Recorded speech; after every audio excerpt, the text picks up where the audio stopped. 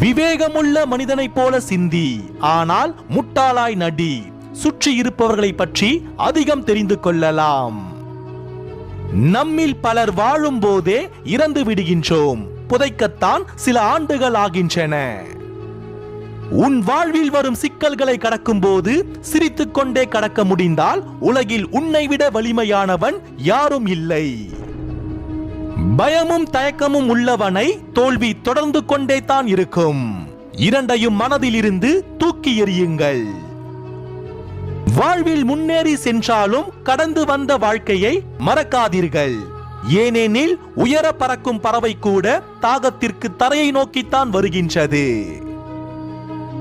நாம் அதிகமாக பேச நினைப்பதும் அதிகமாக பார்க்க நினைப்பதும் நாம் உண்மையாக நேசிப்பவர்களை மட்டுமே.